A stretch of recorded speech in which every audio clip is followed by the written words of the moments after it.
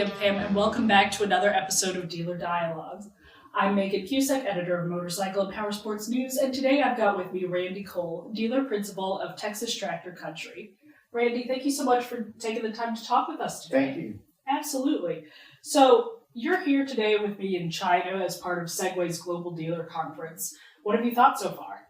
It's been wonderful just to see the rapid rise of Segway in the U.S. market, but it's really helped me realize how established they've been on the world market that we've kind of been isolated from. So it's been eye-opening to see the impact Segway has globally.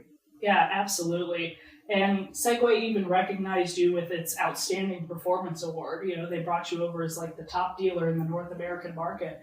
How does that make you feel? Well, we've been very blessed. We don't know if we can retain that because the momentum, the other dealers are all doing really, really well, but we've had a great start this last year, and it's been a huge blessing to our store to have Segway. Awesome. Well, so let's go back a little bit, and can you tell us a bit about how you got started in the power sports industry? Sure. Yeah. High school friend of mine and I, we were selling in the used car business in 1990, and then in 1995 we had the opportunity to take on Polaris in Central Texas, which was, you know, they weren't what they are now. So they're like, yeah, you two young used car guys, we'll take a chance on you. That would not happen today. Mm-hmm. And from there, we just were able to ride that wave of Polaris, and then that led into Yamaha, Suzuki, KTM, and multi-stores.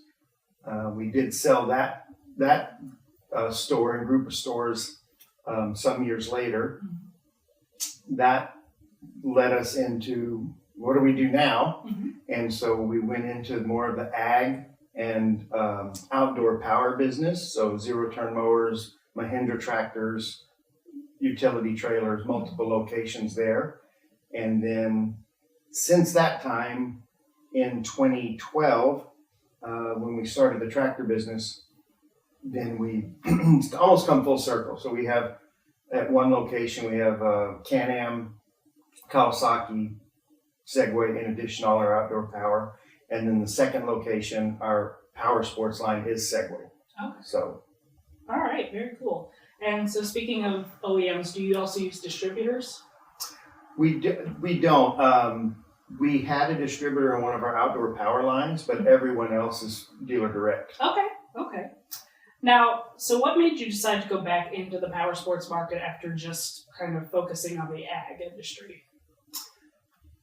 At the sort of one market in New Braunfels, our previous store, all the lines are acquired, so there's no room for adding any power sport line.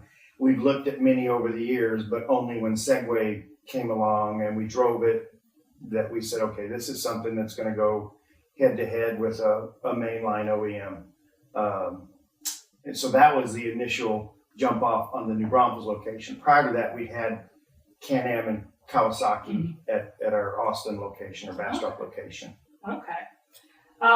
Now, seeing as you focus strictly on the agricultural and utility market, what are some of the unique needs of your customers and how do you address them? Well, we've got a variety of customers. I mean, we sell the farm and ranch guy, we sell the hunter, and then more and more in Central Texas as we're becoming more urbanized. There's large home developments that have 1 to 5 acre tracts, and they'll have a community pool. Now, these developments may encompass 2,000 plus acres. So it's not just like, hey, let's jog down to the swimming pool. So more and more are we seeing families buy utility crews just to go get their mail and take the kids to the pool instead of loading up the car. So that's become a pretty big segment for us. But it's a variety of farm, ranch, hunting, and then just recreation family. Okay, very cool. All right, so what is the biggest challenge you're facing right now as a business? Oh, quite a few right now, So I'll speak more to the power sports side. There's a whole other subset of issues with the ag and tractor side of the business. Yeah.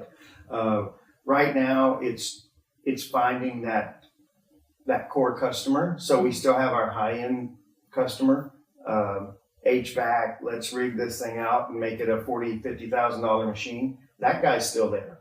Who we're missing is that entry level to mid-range customer, everyday customer. They seem to be a lot more hesitant than the last 10 years, 12 years. Okay. Have you, are there ways you're trying to get those entry level customers in? The OEMs are doing what they can with programs as far as financing. I think there's a lot of unease. So regardless of the program, whether it's cash back or retail finance incentives, there's still an underlying just nervous feeling with the economy. Yeah. And there's a lot of wait and see.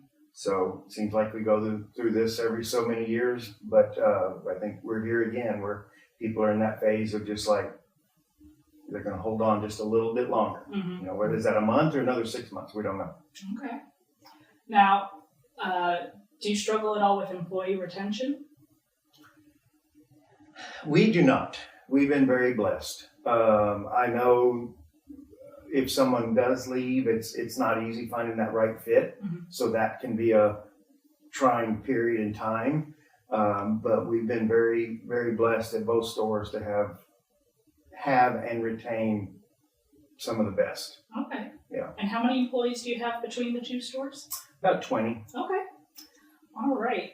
Now, what do you see as the current state of the powersports industry, and where do you think it needs to go? I think Segway has tapped into where it's going, like it or not, and that is people are going to want more value built into their product than ever before.